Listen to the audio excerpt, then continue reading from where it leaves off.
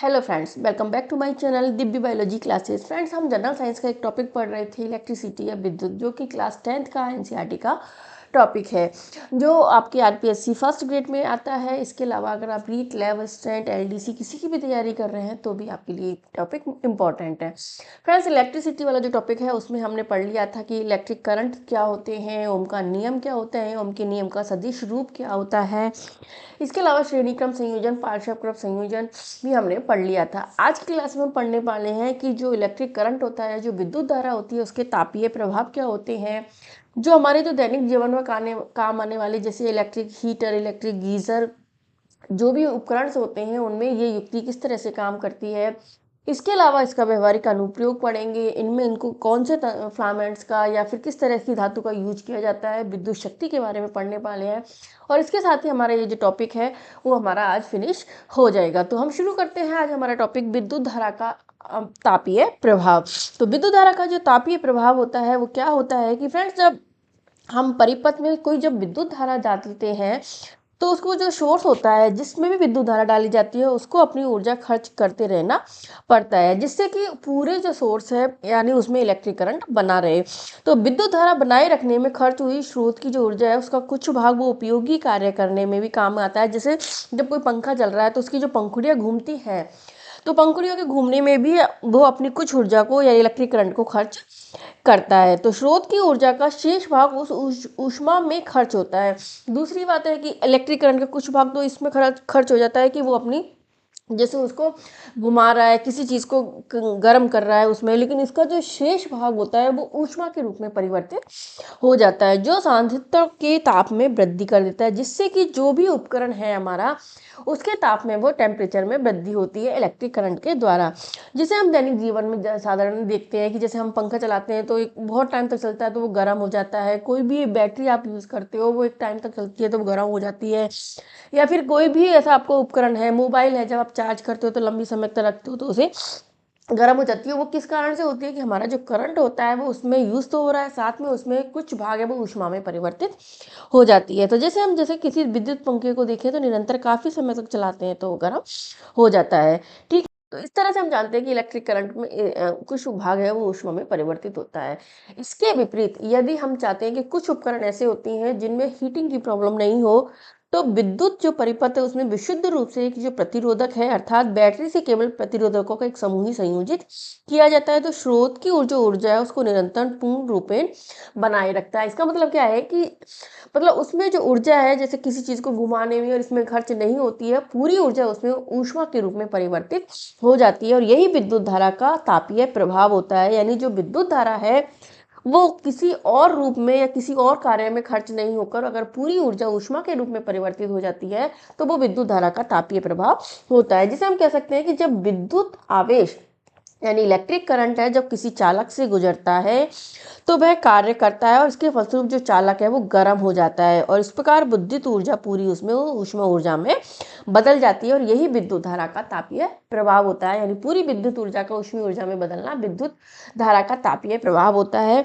और इसमें मुख्य रूप से जैसे विद्युत हीटर है, हमारी विद्युत इस्त्री है, गीजर है, इसके अलावा हमारी जो इलेक्ट्रिक आयरन होती है, ये सब होती है, इलेक्ट्रिक रॉड होती है, ये सब युक्तियां हैं वो विद्युत धारा के तापीय प्रभाव पर काम करती हैं। आपको ध्यान होना, इसके एग्जांपल्स आपसे पूछ सकते हैं कि कौन से प्रभाव पर काम करती है या प्रभाव इनमें कैसे काम करता है। तो आपको पता होना चाहिए कि विद्युत धारा के तापीय प्रभाव पर जो हमारी इलेक्ट्रिक चीजें हम यूज करते हैं घरों में वो विद्युत धारा के तापीय प्रभाव पर कार्य करती हैं। तो उपरोक्त उपकरणों में क्या होती है, निक्रोम या निकिल और क्रोमियम के तार की कुंडली लगाई जाती है जिससे विद्युत धारा का प्रवाह ऊष्मा उत्पन्न करता है। यानी जो विद्युत धारा जब उसमें लगाई जाती है तो ऊष्मा के रूप में परिवर्तित हो जाती है।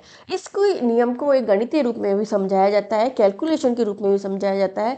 तो नियम की गणितीय गणना कैसे की जाती है कि जब कोई प्रतिरोध R किसी प्रतिरोधक पर विद्युत धारा I प्रवाहित हो रही है, यानी कोई R प्रतिरोध का जो प्रतिरोधक है उस पर विद्युत धारा I प्रवाहित करते हैं, तो उनके सिरों के बीच में मान लेते हैं कि विभवांतर क्या है, V है, और समय कौन सा है, T पर।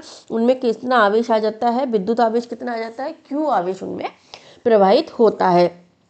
तो Q आवेश विभवांतर V से प्रवाहित होने में जो किया गया कार्य है उस टाइम कितना हो जाता है, W बराबर B इंटू क्यू से व्यक्त किया जाता है। यानी Q आवेश जो उत्पन्न होता है विद्युत धारा I से प्रवाहित होने पर, तो जो विभवांतर है उनसे प्रवाहित होने में जो किया गया कार्य है वो W बराबर B इंटू क्यू के बराबर होता है। मतलब स्रोत को समय t में W ऊर्जा की आपूर्ति होनी चाहिए। परिपथ में निवेशित शक्ति है, विद्युत शक्ति होती है, उसे हम P से व्यक्त करते हैं और वो P बराबर B into Q upon T से व्यक्त की जाती है। यानी P बराबर B into Q upon T से व्यक्त की जाती है। क्योंकि हम जानते हैं I बराबर क्यू अपॉन टी है, जो हमने क्लास जब शुरू की थी विद्युत की उसमें हमने शुरू में देखा था। तो हम इसे ऐसे भी लिख सकते हैं क्यू अपॉन टी बराबर I होता है, तो P बराबर B इंटू आई से भी व्यक्त कर सकते हैं। ध्यान रखना P बराबर विद्युत शक्ति क्या हो गई, P बराबर B इंटू आई से भी इसको व्यक्त कर सकते हैं। अर्थात समय t में स्रोत द्वारा परिपथ को प्रदान की गई जो ऊर्जा होती है वो ऊर्जा क्या है, P इंटू टी से इसको व्यक्त कर सकते हैं। यानी W बराबर क्या है, P इंटू टी होती है। चूंकि P का मान कितना है हमारे पास, BI है, तो हम इसको ऐसे भी लिख सकते हैं BIT भी लिख सकते हैं। यानी हमारी जो ऊर्जा है विद्युत ऊर्जा है वो W बराबर BIT के बराबर होती है। यानी किसी प्रतिरोधक में क्षयित अथवा जो उपभुक्त ऊर्जा है यानी उपयोग में ली गई ऊर्जा है उसे हम इस तरह से भी व्यक्त कर सकते हैं, W बराबर B इंटू आई इंटू टी से व्यक्त कर सकते हैं। तो दो फॉर्मूले हो गए आपके पास जिनको आपको याद रखना है। यानी W अगर आपसे उपभुक्त ऊर्जा उपयोग की गई ऊर्जा पूछ ले तो B इंटू आई इंटू टी है, लेकिन जब कोई कार्य किया जाता है तो उसकी जो विद्युत शक्ति है वो P बराबर B into Q upon T या B इंटू आई से व्यक्त की जाती है। यह ऊर्जा ऊष्मा के रूप में प्रतिरोधक में क्षयित हो जाती है। यानी जो खर्च होती है वो किस में रूप में होती है, ऊर्जा जो है वो ऊष्मा के रूप में परिवर्तित होती है। तो इस प्रकार किसी स्थायी विद्युत धारा I द्वारा t समय में उत्पन्न ऊष्मा की मात्रा, तो इस तरह हम ऊष्मा की मात्रा भी निकाल सकते हैं। चूंकि ऊष्मा को हम किससे व्यक्त करते हैं, H से व्यक्त करते हैं, तो हम लिख सकते हैं कितने समय में व्यक्त हो रही है ऊष्मा, T समय में। तो इसको हम ऐसे लिख सकते हैं H बराबर BI इंटू टी से व्यक्त करते हैं। तो अगर इसे हम ओम के नियम से हल करें तो चूंकि B बराबर हम जानते हैं, B बराबर क्या होता है, B बराबर I R होता है, तो हम इसको ऐसे भी लिख सकते हैं H बराबर I square upon into RT से भी व्यक्त कर सकती है। क्योंकि देखिए H बराबर BIT होता है, चूंकि B का मान कितना हो गया, B का मान होता है IRIT होता है। इस तरह से हम इसको लिखेंगे। तो I डबल है तो I स्क्वायर RT से भी हम इसको लिख सकते हैं। तो H बराबर हम क्या लिख सकते हैं, I स्क्वायर RT से व्यक्त कर सकते हैं। इंपॉर्टेंट कि जूल का तापन नियम भी कहलाता है। आपसे पूछ सकते हैं जूल के तापन नियम का फॉर्मूला क्या है, H बराबर I स्क्वायर RT होता है। तो इस नियम से यानी विद्युत धारा के प्रभाव से जो ऊष्मा उत्पन्न होती है उस ऊष्मा का सूत्र है H बराबर I स्क्वायर RT होता है, और जिसे जूल के तापन का नियम कहते हैं। तो इस नियम से क्या स्पष्ट होता है कि किसी भी प्रतिरोधक में उत्पन्न होने वाली जो ऊष्मा है, यानी हमारी जो ऊष्मा उत्पन्न होती है किसी प्रतिरोधक में, वो दिए गए प्रतिरोधक में प्रवाहित होने वाली जो विद्युत धारा है उसके वर्ग के अनुक्रमानुप होती है, यानी I स्क्वायर के अनुक्रमानुपाती होती है। इसको ऐसे लिख सकते हैं H is proportional to I square होता है। दी गई विद्युत धारा के लिए प्रतिरोध के अनुक्रमानुपाती होती है, यानी H is proportional to R होता है, और उस समय के भी अनुक्रमानुपाती होती है जिसके दिए गए प्रतिरोध से विद्युत धारा प्रवाहित हो रही है, यानी H is proportional two into T भी होता है। यानी ये वाला जो यहाँ से लेके यहाँ तक का जो पूरा फॉर्मूला और इसके निष्कर्ष है ये आपको अच्छे से याद होना चाहिए, क्योंकि इसको स्टेटमेंट के रूप में भी आपसे पूछ सकते हैं और फॉर्मूले के रूप में भी आपसे पूछ सकते हैं, जिससे हम क्वेश्चन के रूप में भी इससे पूछ सकते हैं।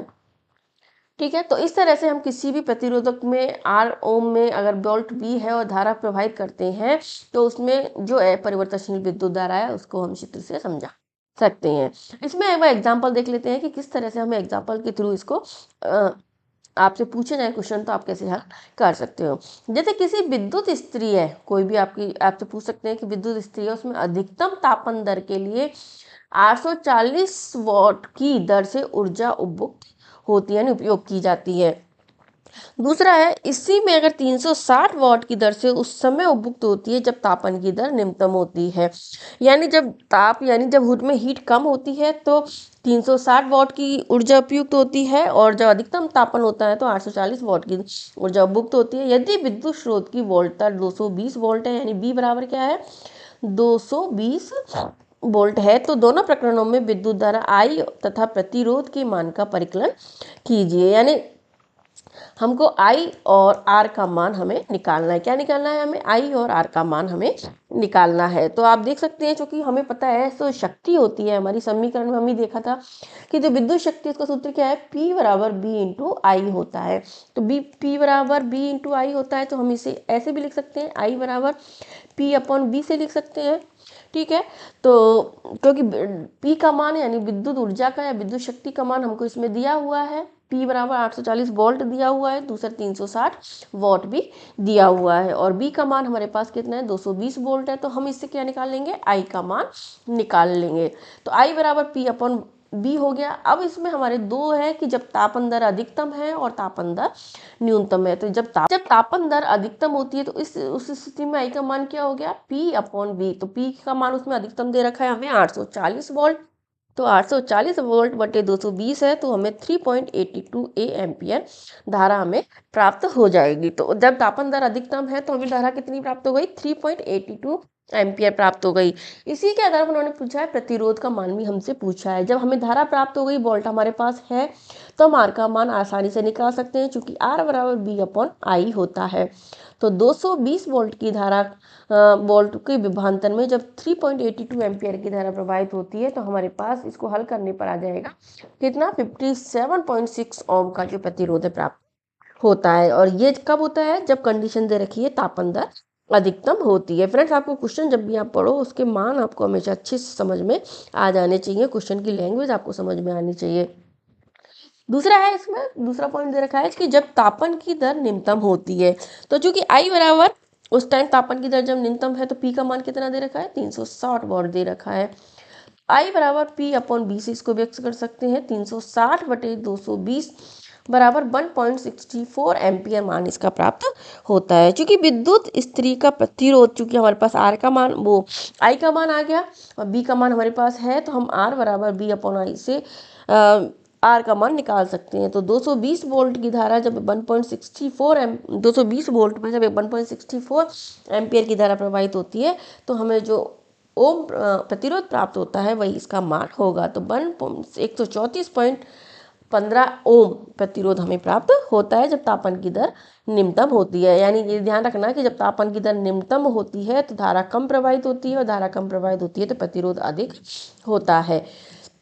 इसका एक और एग्जाम्पल दे रखा है कि जब 4 ओम प्रतिरोधक से प्रति सेकंड 100 जूल ऊष्मा उत्पन्न हो रही है, तो प्रतिरोधक के सिरों पर विभवांतर ज्ञात कीजिए। यानी मान किसका निकालना है, बी का मान हमको निकालना है।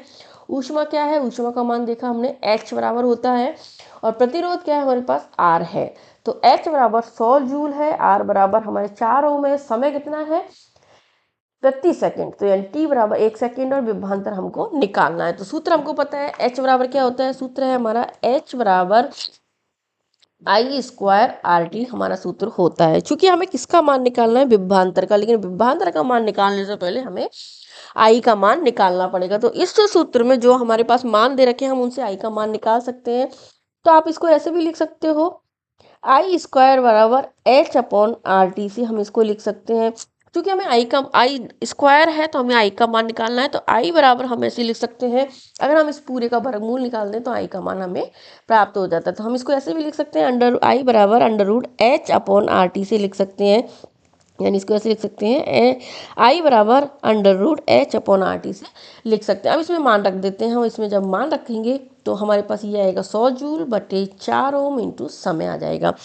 तो मान कितना आ गया हमारे पास, अंडर रूट 100 बटे 4 से हम इसको लिख सकते हैं, या फिर हम इसको ऐसे भी लिख सकते हैं 10 बटे 2 से लिख सकते हैं, या फिर 10 बटे 2 में हम इसको भाग करें, जब इसका वर्गमूल करेंगे तो 10 का वर्गमूल 100 होता है और 2 का वर्गमूल 4 होता है। तो अंडर रूट हम हटा देंगे, और 10 में जब 2 का भाग देते हैं तो हमारे पास 5 जो एम्पियर है वो धारा हमारे पास आ जाएगी। कितनी धारा आती है हमारे पास? 5 एम्पियर की धारा हमारे पास प्राप्त हो जाएगी। और इससे हम किसका मान निकाल लेंगे? अब विभवांतर का मान है वो आराम से निकाल सकते हैं।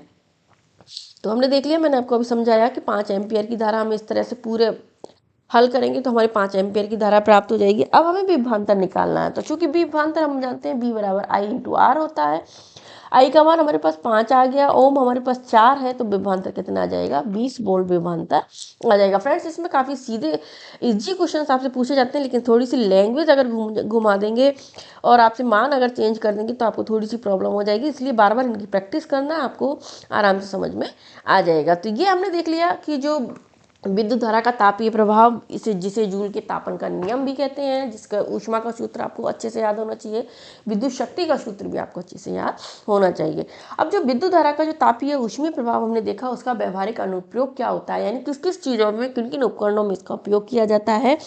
तो heating effect of electric current भी इसको बोल सकते हैं। विद्युत परिपथ में होते हैं जो अपरिहार्य तापन परिपथ के अवयवों में ताप में वृद्धि कर देता है, जिससे उसके गुणों में परिवर्तन हो जाता है, यानी ऊर्जा ऊष्मा के रूप में परिवर्तित हो जाती है और वो जो भी उपकरण है वो काम करने के लिए तैयार हो जाता है। जैसे इलेक्ट्रिक इस्त्री या आयरन है, विद्युत टोस्टर है, विद्युत तंदूर है, इलेक्ट्रिक केटली है, विद्युत हीटर है, वो सब जूल के तापन के आधार पर युक्तियाँ होती हैं। कौन से नियम पर आधारित हैं? जूल के तापन पर आधारित उपकरण होते हैं। अब इनमें एक एक के उपकरण के बारे में थोड़ा थोड़ा सा आप पढ़ लो, आपसे पूछ भी सकते हैं, इसके लिए आपको आना चाहिए। तो इम्पोर्टेंट है। जैसे विद्युत इलेक्ट्रिक आयरन, वो कैसे काम करती है? घर में जो हम विद्युत प्रेस यूज करते हैं, उसके अभ्रक के ऊपर उसमें नाइक्रोम का तार लिपटा हुआ होता है। किसका तार होता है? किसकी प्लेट होती है उसमें? अभ्रक की। और इसके ऊपर नाइक्रोम का तार लिपटा हुआ होता है, क्योंकि अभ्रक एक अच्छा प्रतिरोधी होता है जो ऊंचे ताप पर भी नहीं पिघलता। इसके लिए हम अभ्रक का इसमें यूज करते हैं। इस प्लेट को इस्पात के उचित आकार के आवरण के अंदर रखा जाता है और इस आवरण के ऊपर कुचालक पदार्थ का हत्था लगा रहता है, जिससे हम आयरन करते हैं। तो जब तार में धारा प्रवाहित होती है, कौन सा तार? नाइक्रोम के तार में जब धारा प्रवाहित होती है तो वो गर्म हो जाती है, जिससे आवरण भी गर्म हो जाता है और इससे जो गर्म पेस्ट है उससे हम कपड़ों पर प्रेस कर देते हैं। तो ये एक किस तरह से काम करते हैं, किस तरह से विद्युत प्रेस काम करती है, उसके ऊपर बताया है। तो इसमें आपको ज़्यादा भी नहीं तो इतना पता होना चाहिए कि अभ्रक की प्लेट लगी होती है, नाइक्रोम का तार जिस पे लिपटा हुआ होता है, काम कैसे करता है। और ये जो काम करती हैं कि जब तार में धारा प्रवाहित होती है तो वो गर्म होती है, तो उससे आवरण गर्म होता है और इसके कारण कपड़ों पर आयरन हो जाती है। और अभ्रक का यूज क्यों करते हैं? क्योंकि अभ्रक एक उच्च प्रतिरोधी होता है, उच्च प्रतिरोधी पदार्थ है जो कि उच्च ताप पर भी पिघलता नहीं है। अगर विद्युत हीटर, विद्युत हीटर जैसे हम देखते हैं घरों में कि जब विद्युत हीटर को इलेक्ट्रिक से जोड़ा जाता है तो उसकी जो रॉड्स हैं वो गर्म हो जाती हैं। तो वो कैसे काम करती है कि इसमें जो प्लास्टर ऑफ जो पेरिस है उसके बनी एक खांचेदार प्लेट होती है, यानी जो प्लेट होती है उस पर जो जाली बनी होती है वो किसकी होती है? प्लास्टर ऑफ पेरिस की बनी होती है, जिसमें मिश्र धातु निक्रोम, अब इसमें किसमें होता है? नाइक्रोम का यूज होता है, जिसमें निकिल व क्रोमियम मिश्र धातु का जो एलिमेंट है वो लगा होता है। यानी जो ध्यान रखना, अधिकतर जो विद्युत उपकरण है उनमें से नाइक्रोम या निकिल एवं क्रोमियम मिश्र धातु का एलिमेंट ही यूज किया जाता है। अत्य प्रतिरोध होने के कारण जब इसमें से विद्युत गुजरती है तो ये लाल तप्त हो जाता है और अत्यधिक ऊष्मा हमको देता है। तो इसमें जो ऊष्मा होती है उसमें तार का ताप लगभग 800 डिग्री सेंटीग्रेड से 1000 डिग्री सेंटीग्रेड तक पहुंच जाता है। यानी जो विद्युत हीटर गर्म होता है उसमें ताप कितना होता है उसका? 800 डिग्री सेंटीग्रेड से 1000 सेंटीग्रेड डिग्री तक पहुंच जाता है। अच्छे हीटर जो होता है उसमें एलिमेंट की प्रतिरोधकता अत्यधिक होनी चाहिए, साथ ही उचित ताप पर ऑक्सीकरण भी उसमें नहीं होना चाहिए, क्योंकि प्रतिरोधकता ज़्यादा होगी तो भी उसमें जो विद्युत धारा है वो कंट्रोल हो पाएगी। तो इसके लिए इस तरह से इसमें विद्युत हीटर का जो है वो काम करता है। इसके अलावा जो हमने देखा था विद्युत तापन, जूल तापन का जो नियम है वो प्रकाश, यानी जो हम लाइट, ट्यूब लाइट, CFL आदि यूज करते हैं उनमें भी इसका यूज होता है। यानी विद्युत तापन का उपयोग प्रकाश उत्पन्न करने में भी होता है, जिससे विद्युत बल्ब, CFL, ट्यूब लाइट्स आदि होती हैं, इनमें इसका यूज होता है। हमारे घरों में जो विद्युत बल्ब लगा होता है वो किस तरह से काम करता है या इसमें किस तरह की धातु का बना होता है? जो बल्ब होते हैं वो टंगस्टन के बारीक फिलामेंट या तंतु का उपयोग किया जाता है। फ्रेंड्स, ये जो धातु हैं, जितने भी आपके उपकरण दे रखे हैं उनमें उन सब के बारे में आपको थोड़ा थोड़ा पता होना चाहिए, कौन सी धातु का उपयोग होता है। टंगस्टन के बारीक फिलामेंट का उपयोग किया जाता है क्योंकि जो टंगस्टन है उसका गलनांक बहुत अधिक होता है। इसके कारण वो जल्दी से, जब विद्युत धारा प्रवाहित होती है तो जल्दी से गलता नहीं है। ये ध्यान रखना है कि क्यों फिलामेंट का यूज किया जाता है। आजकल इस तरह से भी आपसे पूछ सकते हैं, क्योंकि टंगस्टन का जो गलनांक है वो बहुत अधिक होता है। आपसे पूछ लेंगे टंगस्टन गलनांक अधिक होता है, कम होता है, बहुत अधिक होता है, कितना होता है, तो 3380 डिग्री सेंटीग्रेड इसका गलनांक होता है। इसके अलावा इन बल्बों में अक्रिय नाइट्रोजन तथा ऑर्गन गैस भी भरी जाती है। कौन सी? नाइट्रोजन या ऑर्गन गैस भरी जाती है, जिससे उसके जो तंतु है उसकी आयु में वृद्धि हो जाती है, यानी अधिक समय तक वो काम कर पाता है। बल्ब के अंदर लगे जो दो तार जो लगे होते हैं वो टंगस्टन फिलामेंट को जोड़कर ही बनाए जाते हैं।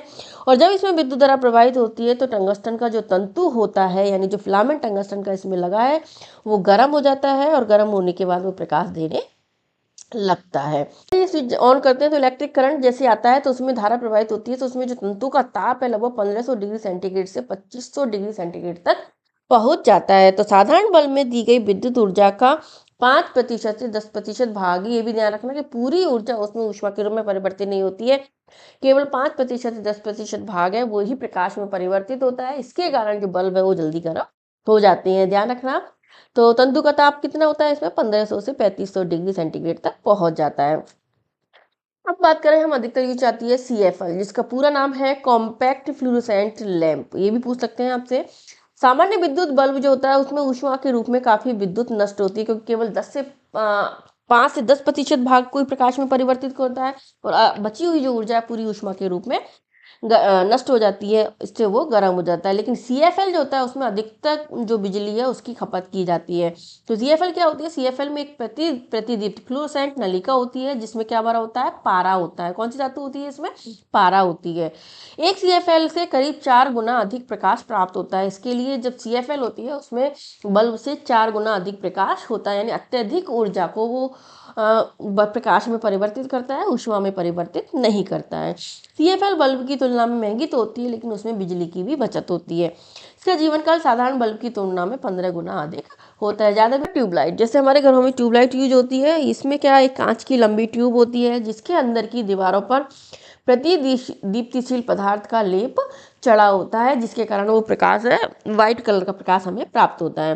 ट्यूब के अंदर गैस जो भरी होती है उसमें अक्रिय गैस जैसे आर्गन को पारे के साथ भर देते हैं, यानी ट्यूबलाइट में क्या होता है? अक्रिय गैस आर्गन भी होती है और साथ में पारा भी होता है। ट्यूब के दोनों किनारों पर बेरियम ऑक्साइड की तह चढ़े तंतु होते हैं, यानी जो तंतु होते हैं वो क्या होते हैं? बेरियम ऑक्साइड की तह चढ़े तंतु होते हैं। और इन तंतुओं में जब धारा प्रवाहित की जाती है तो इनसे जो इलेक्ट्रॉन उत्सर्जित होते हैं वो ट्यूब में भरी जो गैस है उसका आयनीकरण कर देते हैं, यानी जो इलेक्ट्रॉन से ज़्यादा गैस का आयनीकरण होता है, और आयनीकरण से उत्पन्न आयनों के प्रवाह के फलस्वरूप ट्यूब में धारा बहने लगती है, यानी धारा का प्रवाह इसमें ट्यूब के अंदर हो जाता है। इस तरह से ये ट्यूबलाइट है वो काम करती है। ट्यूबलाइट का जो उपयोग किया जाने वाला दीप्तिशील है इस प्रकार लगाया जाता है कि उस पर उत्पन्न प्रकाश सूर्य के प्रकाश के समान श्वेत दिखाई जाता है, यानी इसके अंदर जो सफेद कलर का पदार्थ डाला जाता है वो इसी तरह से जाता है कि वो सफेद प्रकाश उसमें दिखाई दे। ट्यूब में ऊष्मा ऊर्जा कम उत्पन्न होती है, इसलिए लगभग 60 से 70% विद्युत ऊर्जा प्रकाश ऊर्जा में बदल जाती है, यानी इसमें भी बिजली की खपत कम होती है। लगभग 60 से 70% विद्युत ऊर्जा है वो प्रकाश ऊर्जा में बदल जाती है, इसलिए ट्यूब की दक्षता भी बल्ब की तुलना में अधिक होती है। जैसे देख लें कि एक 40 वाट का जो ट्यूब लाइट है वो एक 40 वाट के बल्ब की तुलना में 6 से 8 गुना अधिक प्रकाश देता है, इसलिए हम कहते हैं ना 40 वाट की जो ट्यूब लाइट हम यूज करेंगे तो उससे बहुत पूरे घर में अधिक उजाला हो जाता है, जबकि जो बल्ब होता है वो बहुत कम उजाला देता है। तो ध्यान रखना इस तरह से कि इनमें कौन सी धातु होती है और किस तरह से ये वर्क करते हैं। इसके अलावा अगला है, एक है हमारे घरों में हम यूज करते हैं फ्यूज। ठीक है। जूल तापन का एक और सामान्य उपयोग विद्युत परिपथों में उपयोग होने वाला फ्यूज है, यानी ध्यान रखना कि विद्युत परिपथों में जो फ्यूज उत्पन्न उपयोग होता है वो भी जूल के तापन नियम पर ही काम करता है, जो कि परिपथों या संयंत्रों की सुरक्षा किसी भी अनावश्यक रूप से उच्च विद्युत धारा को उनसे प्रभावित न होने दे कर करता है, यानी जिसके कारण हमारे जो घरों में है करंट उत्पन्न नहीं होता है। फ्यूज एक ऐसी युक्ति है जिसे श्रेणी क्रम में संयोजित करते हैं। ध्यान रखना है, मैंने आपको श्रेणी क्रम संयोजन पढ़ाया, तब भी पढ़ाया है कि फ्यूज किस क्रम में जोड़े जाते हैं? श्रेणी क्रम में जोड़े जाते हैं। फ्यूज किसी ऐसी धातु अथवा मिश्र धातु के तार का टुकड़ा होता है जिसका उचित गलनांक होता है, यानी गलनांक उसका अधिक होता है। जैसे एल्युमिनियम, कॉपर या आयरन या लैंड के जो है फ्यूज बनाए जाते हैं। यदि परिपथ में किसी निर्दिष्ट मान से अधिक मान की विद्युत धारा प्रवाहित होती है तो फ्यूज तार के ताप में वृद्धि हो जाती है। इससे फ्यूज का तार पिघल जाता है और परिपथ टूट जाता है, और जिसके कारण जो पूरे घर में लाइटें बंद हो जाती है और करंट से आने से बच जाता है। तो ध्यान रखना कि फ्यूज कैसे काम करता है। फ्यूज जो काम करता है उसमें जब भी किसी भी अधिक मान की धारा, विद्युत धारा प्रवाहित होती है तो फ्यूज तार के ताप में वृद्धि होती है और फ्यूज तार पिघल जाता है, परिपथ टूट जाता है। ऐसा शॉर्ट सर्किटिंग या लघु पतन अथवा अति भारण ओवरलोडिंग के कारण होता है। ध्यान रखना, ये इंपॉर्टेंट है, पूछ सकते हैं कि फ्यूज तार में जो परिपथ टूटता है वो किस कारण होता है, लघु पतन या अति भारण ओवरलोडिंग के कारण होता है। इसके अलावा जो फ्यूज तार होता है उसमें धातु के सिरे वाले पोर्सलेन अथवा इसी प्रकार के विद्युत रोधी पदार्थ के कॉटेज में उसको रखा जाता है। यानी जो वो अपन बोलते हैं ना, वो जो स्विच होता है वो किसका बना होता है, कॉटेज या पोर्सलेन का बना होता है। घरेलू जो परिपथ होते हैं उसमें हमारे जो उपयोग फ्यूज है वो लगभग कितनी विद्युत धारा का है, या तो 1 एम्पियर, 2 एम्पियर, 3 एम्पियर, 5 एम्पियर या 10 एम्पियर तक का ही यूज किया जाता है। यानी इतनी धारा को वहन कर सकने तक का वो यूज होता है। इससे अधिक की धारा अगर उसमें प्रवाहित हो जाती है तो फ्यूज है वो सर्किट टूट जाता है और जो फ्यूज तार है वो पिघल जाता है। तो इसको हम देख सकते हैं, जैसे एक उदाहरण के रूप में हम देखें कि अगर कोई हम इलेक्ट्रिक आयरन का यूज कर रहे हैं तो जो 1 किलोवाट की विद्युत शक्ति उस समय उपभोग करती है जब उसमें 220 वोल्ट प्रचालित करते हैं। ध्यान रखना, घरों में जो विद्युत वोल्ट विभवांतर आता है वो कितना आता है, 220 वोल्ट की धारा का विभवांतर इसमें आता है। तो 1000 वाट बटे 220 वोल्ट करेंगे तो हमें 4.54 एम्पियर की विद्युत धारा प्रवाहित उस समय होती है। यानी एक इलेक्ट्रिक प्रेस जब हमारे घरों में काम करती है तो लगभग 5 एम्पियर की फ्यूज का उपयोग किया जाता है। इसके लिए कहते हैं ना कि जब अधिक उपकरण एक साथ यूज हो जाते हैं तो अधिक धारा प्रवाहित हो जाती है और फ्यूज हमारा उड़ जाता है। इसके लिए लगभग 10 एम्पियर तक की धारा का यूज करने वाले उपकरण ही हम एक साथ यूज कर सकते हैं। आजकल फ्यूज के स्थान पर एमसीबी में मिनिएचर सर्किट ब्रेकर का यूज किया जाता है। क्योंकि हर घरों में एमसीबी लगी होती है जो एक स्वचालित स्विच होता है। यानी जैसे ही उसमें लघु पतन या अति भारण यानी ओवरलोडिंग की समस्या होती है वो अपने आप स्विच बंद हो जाता है, नीचे आ जाता है, हमारा जो सर्किट है वो करंट से बच जाता है और जो है परिपथ है उसमें विद्युत धारा का भी टूटने से बच जाता है। तो इस तरह से पूरे विद्युत तापन का उपयोग के द्वारा हमारे जो दैनिक जीवन में उपयोग आने वाले परिपथ है या उपकरण है वो काम करती हैं। इसके अलावा होते हैं विद्युत सेल। हमने पढ़े हैं, जैसे हमारी टॉर्च है, बैटरी है, इन्वर्टर्स होते हैं, ये सब इलेक्ट्रिक सेल के रूप में होते हैं। तो विद्युत सेल कैसे काम करते हैं, बैटरी अथवा जो सेल है वो विद्युत ऊर्जा के स्रोत होते हैं। सेल के भीतर होने वाली जो रासायनिक अभिक्रिया है सेल के दो टर्मिनलों के बीच विभवांतर उत्पन्न करती है। यानी दो टर्मिनल्स होते हैं, इनमें एक इलेक्ट्रोड, एक कैथोड होता है, एनोड होता है। इनके बीच में जो विभवांतर उत्पन्न करती है जिससे वे बैटरी से संयोजित किसी भी जो प्रतिरोधक है उसके निकाय में विद्युत धारा प्रवाहित करने के लिए इलेक्ट्रॉनों में गति ला देते हैं। यानी इससे उनमें जो इलेक्ट्रॉन धारा प्रवाहित होती है उसमें गति आ जाती है और इस तरह से ये विद्युत सेल काम करते हैं। विद्युत सेल हमारे दो प्रकार के होते हैं, एक प्राथमिक विद्युत सेल बोलते हैं, दूसरे हमारे द्वितीयक विद्युत सेल होते हैं। तो प्राथमिक विद्युत सेल कौन से होते हैं, द्वितीयक विद्युत सेल कौन से होते हैं। पहले हम पढ़ते हैं प्राथमिक विद्युत सेल, जिन्हें प्राइमरी इलेक्ट्रिक सेल भी कहते हैं। इस श्रेणी में कौन से सेल आते हैं, शुष्क सेल या ड्राई सेल आते हैं। अब शुष्क सेल या ड्राई सेल कौन से होते हैं, जैसे हमारे टॉर्च, रेडियो आदि में हम जो छोटे छोटे सेल लगाते हैं ना, वो सेल कौन से होते हैं, शुष्क सेल या ड्राई सेल होते हैं। यानी इनमें एक ऋणात्मक इलेक्ट्रोड, एक धनात्मक इलेक्ट्रोड तथा इलेक्ट्रोलाइट्स होता है, जो कि एक बार इनको वापस से आवेशित चार्ज नहीं किया जाता है। एक बार पूरा जो चार्ज इनके अंदर है उसे यूज करने के बाद ये खराब हो जाते हैं। तो ऋणात्मक इलेक्ट्रोड है वो किससे बना होता है, जिंक से बना होता है इनमें, और सेल का बाहरी आवरण बनाता है। जबकि जो धनात्मक इलेक्ट्रोड है उसके रूप में एक कार्बन रॉड होती है। ध्यान रखना, ये चीजें आपको याद होनी चाहिए क्योंकि आपसे कभी भी पूछा जा सकता है। ऋणात्मक इलेक्ट्रोड जिंक से बना होता है, धनात्मक इलेक्ट्रोड इनमें कार्बन रॉड से बना होता है, जिस पर कार्बन तथा मैग्नीज डाइऑक्साइड की परत लगी होती है। यानी कार्बन की रोड पर कार्बन और मैग्नीज डाइऑक्साइड की परत लगी होती है। कहते हैं ना ऊपर काली काली सी परत लगी होती है, वो किसी होती है, कार्बन और मैग्नीज डाइऑक्साइड की परत होती है। और इलेक्ट्रोलाइट के रूप में इसमें अमोनियम क्लोराइड तथा जिंक क्लोराइड का मिश्रण होता है। इलेक्ट्रोलाइट के रूप में क्या होता है, अमोनियम क्लोराइड और जिंक क्लोराइड का मिश्रण इसके अंदर भरा होता है। तो शुष्क सेल या जो प्राथमिक सेल है उनमें 1.5 वोल्ट की विद्युत उत्पन्न करते हैं। कितने? 1.5 वोल्ट की विद्युत उत्पन्न करते हैं। इसके लिए अधिक करंट ये नहीं देते हैं। इस श्रेणी में मुख्य रूप से इनको एग्जांपल्स याद रख लेना प्राथमिक सेल के। बोल्टियर सेल, लेक्लांची सेल और डैनियल सेल्स होते हैं, वो इसके अंदर आते हैं। इनके एग्जांपल क्या है? बोल्टियर सेल, लेक्लांची सेल और डैनियल सेल्स इसमें आते हैं।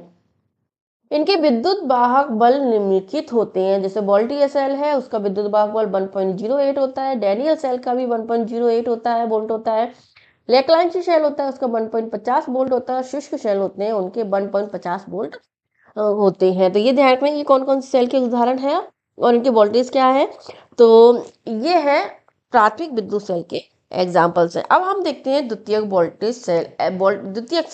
द्वितीयक सेल ऐसे सेल होते हैं जिनमें को वापस से रिचार्ज किया जा सकता है। जो मुख्य रूप से जैसे हमारे घरों में इन्वर्टर के रूप में लगे होते हैं, कार की जो बैटरी होती है उनमें होते हैं ये सेल आते हैं। इनको मुख्य रूप से हम बैटरियां भी कहते हैं, यानी हमारी लैंग्वेज में साधारण भाषा में क्या कहते हैं? बैटरीज कहते हैं, जो कि सीसा सेल भी इनको कहते हैं। दूसरा क्या कहते हैं? उनको हम शुष्क सेल कहते थे, इनको लेड सेल या सीसा सेल कहते हैं।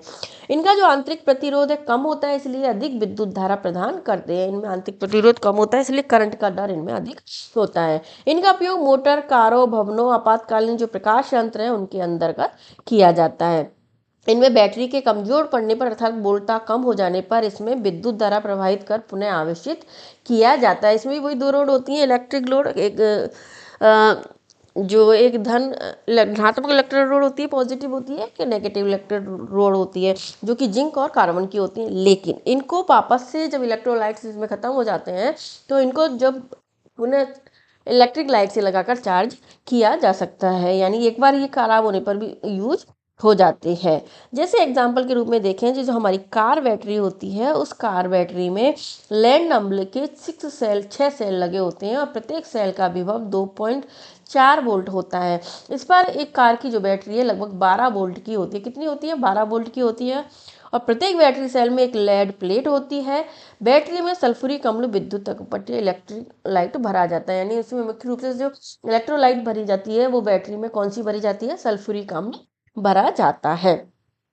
तो हमने देख लिया दोनों विद्युत सेलों के बारे में, जो प्राथमिक विद्युत सेल है, द्वितीयक विद्युत सेल, और आपके इनके एग्जाम्पल आपको याद होने चाहिए। अब इसका एक लास्ट टॉपिक बनता है विद्युत शक्ति, इलेक्ट्रिक पावर।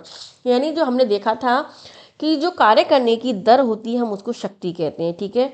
यानी डब्लू हमारा कार्य होता है, तो कार्य करने की दर हमारी शक्ति होती है, यानी P/T बराबर डब्लू होता है। तो ऊर्जा के उपभुक्त होने की दर को भी हम शक्ति कह सकते हैं, क्योंकि डब्लू और जो डब्लू कार्य भी होता है और डब्लू ही हमारी ऊर्जा होती है। तो शक्ति हम इसको डब्लू ऊर्जा के उपयोग करने की दर को भी हम कह सकते हैं। तो किसी भी विद्युत परिपथ में जो हम उपभोक्त या क्षयित नहीं है ये, क्षयित जो विद्युत ऊर्जा है उसकी दर प्राप्त होती है, उसे ही हम विद्युत शक्ति कहती हैं। तो विद्युत को P से व्यक्त करते हैं। तो P बराबर हम क्या लिख सकते हैं? क्योंकि हमने देखा था अभी P बराबर क्या होता है? BI होता है। P बराबर BI होता है। तो B का मान क्या होता है? B बराबर IR होता है। तो हम इसको ऐसे भी लिख सकते हैं, P बराबर I² R से भी हम इसको व्यक्त कर सकते हैं। चूंकि I/R बराबर क्या होता है? B होता है, तो हम इसको ऐसे भी लिख सकते हैं, P बराबर B/R से भी इसको व्यक्त कर सकते हैं। क्या लिख सकते हैं? P/R से भी B/R से भी इसको व्यक्त कर सकते हैं। तो B के 3 सूत्र प्राप्त हो गए। P बराबर I² R भी होता है और P बराबर B/R भी होता है, P बराबर BI भी होता है। विद्युत शक्ति जो होती है उसका ऐसा ही मात्रक क्या होता है? उसका ऐसा ही मात्रक वाट होता है। यानी विद्युत शक्ति जो होती है, इलेक्ट्रिक पावर है, उसका जो मात्रक है वो वाट होता है। और जैसे हम बोल सकते हैं कि जब 1 एम्पियर की विद्युत धारा 1 वोल्ट विभवांतर पर प्रवाहित होती है तो परिपथ में जो उपभुक्त एक शक्ति 1 वाट होती है वो कितनी क्या हो जाती है? तो V इंटू आई होता है। तो 1 वाट बराबर 1 वोल्ट इंटू 1 एम्पियर से इसको व्यक्त कर सकती हैं, या 1 वोल्ट एम्पियर भी इसको लिख सकती है। तो 1 वाट बराबर क्या हो गया? 1 वोल्ट एम्पियर होता है। क्योंकि जो वाट हम इसका मात्रक यूज करते हैं वो छोटा मात्रक है, जबकि वास्तविक व्यवहार में क्योंकि इलेक्ट्रिक है वो बहुत ज़्यादा यूज होती है, बहुत एक बड़े लेवल पे यूज होती है, तो इसे काफ़ी बड़े मात्रक किलोवाट का भी इसमें इसका उपयोग करते हैं। यानी बड़े मात्रक के लिए इसमें किलोवाट यूज करते हैं। और 1 किलोवाट कितने के बराबर होता है? 1000 वाट के बराबर होता है। कितना होता है? 1 किलोवाट 1000 वाट के बराबर होता है। यानी 1 किलोवाट बराबर 1000 वाट होता है।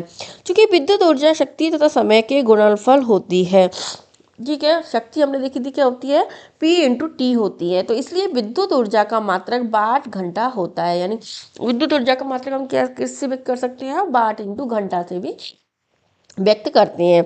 जब एक वाट शक्ति का उपयोग 1 घंटे तक होता है तो उपभोग ऊर्जा 1 वाट घंटा होती है। ध्यान रखना है, ये इंपॉर्टेंट है। जब एक वाट शक्ति का उपयोग 1 घंटे तक होता है, यानी किसी एक बल्ब का हम उपयोग करते हैं और 1 घंटे तक उपयोग करते हैं, तो उसमें जो ऊर्जा होती है वो 1 वाट घंटा होती है। विद्युत ऊर्जा का जो व्यापारिक मात्रक है वो किलोवाट घंटा है। ध्यान रखना, ये भी पूछ सकते हैं, व्यापारिक मात्रक क्या है, किलोवाट घंटा होता है, जिसे सामान्य बोलचाल में हम यूनिट कहते हैं। हम कहते हैं ना घरों में कितनी यूनिट खर्च हो रही है, तो 1 घंटे में जो ऊर्जा यूज की जाती है किसी उपकरण के द्वारा वो 1 वाट घंटा होती है। और इसका जो व्यापारिक रूप से है वो किलोवाट घंटा मात्रक है, क्योंकि तो इसे हम क्या कहते हैं, यूनिट कहते हैं। तो 1 किलोवाट बराबर क्या हो गया, 1000 वाट इंटू 3600 सेकेंड। चूंकि 1 घंटा होता है तो 1000 वाट इंटू 3600 सेकेंड भी लिख सकते हैं। 3.6 इंटू 10⁶ वाट सेकेंड के रूप में भी इसको लिख सकते हैं, या फिर इसको लिख सकते हैं हम 3.6 इंटू जूल 10⁶ जूल सेकेंड से भी इसको लिख सकते हैं। ध्यान रखना, 1 किलोवाट बराबर कितना होता है, 3.6 इंटू 10⁶जूल सेकेंड होता है, क्योंकि ये इम्पॉर्टेंट है, आपसे पूछा जा सकता है, तो ये आपको याद होना चाहिए। तो अब इसमें अगर हमको कोई क्वेश्चंस एग्जांपल्स दे दें, हमें एग्जांपल्स के थ्रू पूछे, तो हम कैसे हल करेंगे कि कोई एक विद्युत बल्ब है जैसे 220 वोल्ट के जनित्र से संयोजित है, ठीक है। यदि बल्ब से 0.5 एम्पियर यानी कितना, आई बराबर 0.5 एम्पियर की विद्युत धारा प्रभावित होती है, तो बल्ब की शक्ति क्या है। चूंकि हम जानते हैं P बराबर बी इंटू आई होता है, बी का मान कितना है, 220 वोल्ट है, धारा हमारे पास 0.50 एम्पियर है, तो हमारे पास कितना आ गया, 110 जूल पर सेकंड, या फिर इसको 1 जूल पर सेकंड को क्या बोल सकते हैं, 110 वॉट भी हम इसको बोल सकते हैं। इसके अलावा हमारे घरों में जो विद्युत ऊर्जा किसी उपकरण की तरह यूज की जाती है, तो कितनी बिजली खर्च होती है, इसके आधार पर क्वेश्चन पूछा जा सकता है। जैसे 400 वाट अनुमान का कोई विद्युत रेफ्रिजरेटर है, वो 8 घंटे पर दिन चलता है, तो 3 रुपये प्रति किलोवाट की दर से उसे 30 दिन तक चलाने के लिए ऊर्जा का मूल्य क्या होगा, यानी कितनी ऊर्जा इसमें उपयोग होगी, कितनी यूनिट उसमें खर्च होगी। तो 30 दिन में रेफ्रिजरेटर द्वारा उपभुक्त कुल ऊर्जा को हम कैसे व्यक्त कर सकते हैं, 400 वाट इंटू 8 घंटे पर डे इंटू 30 दिन से हम इसको व्यक्त कर सकते हैं। तो कितना आ जाएगा, 96,000 वाट घंटा, या क्योंकि 1 वाट बराबर 1 किलोवाट होता है, तो 96 किलोवाट भी इसको हम लिख सकते हैं। तो ध्यान रखना है, कोई भी यूनिट या ऊर्जा निकालने का जो सूत्र होता है वो क्या होता है, वाट इंटू घंटा इंटू दिन बटे जो जो समय दे रखा है वो समय इसमें होता है। तो ध्यान रखना, वाट इंटू घंटा इंटू दिन बटे समय से इसको निकाल सकते हैं। तो कितना आ गया, 96 किलोवाट हमारा आंसर आ जाएगा। तो इस पर हम देख सकते हैं कि 30 दिन तक रेफ्रिजरेटर हम चलाते हैं, तो उसमें उपभोक्त कुल ऊर्जा का मूल्य, चूंकि एक यूनिट में कितना खर्चा हो रहा है, 3 रुपये हो रहा है, तो 96 किलोवाट में कितना हो जाएगा, 96 किलोवाट इंटू 3 किलोवाट, 3 रुपये पर यूनिट से हम इसको व्यक्त करेंगे, इसको हल करेंगे, तो हमारा कितनी ऊर्जा उपयोग हो गई, इसमें 288 रुपये इसमें यूज हो जाएंगे। तो इस तरह से आपको कोई दूसरा उपकरण भी दे देंगे, आपसे विद्युत बल्ब के पूछ लेंगे, विद्युत हीटर का दे के पूछ लेंगे, लेकिन आपको पता होना चाहिए कि इसके लिए पहले आपको यूनिट निकालनी होगी कि कितनी विद्युत ऊर्जा यूज हो रही है, फिर उसका आप मूल्य निकाल सकते हैं जो आपके पास मान दे रखा है। तो इसके साथ ही फ्रेंड्स, आपका जो विद्युत वाला टॉपिक है वो पूरा खत्म होता है। आज की क्लास में हमने पूरा देख लिया, और आगे इसमें एग्जांपल्स भी हमने देखे थे, इसको कैसे हल करते हैं वो भी हमने देखा था। तो हमने पूरा टॉपिक विद्युत का पढ़ लिया है। एक अच्छा टॉपिक है, इंपॉर्टेंट टॉपिक है, क्योंकि इस साल जुड़ा है, तो आपको इससे क्वेश्चंस भी आने की अधिक संभावना रहती है। तो फ्रेंड्स, अगर आपको मेरी वीडियो अच्छी लगी हो तो फिर वीडियो को लाइक कर दो, चैनल को सब्सक्राइब कर लो, और भी लोगों को शेयर करो ताकि उन्हें भी इसका फायदा मिल सके। मिलते हैं अब नई वीडियो में, ठीक है, थैंक यू, बाय बाय।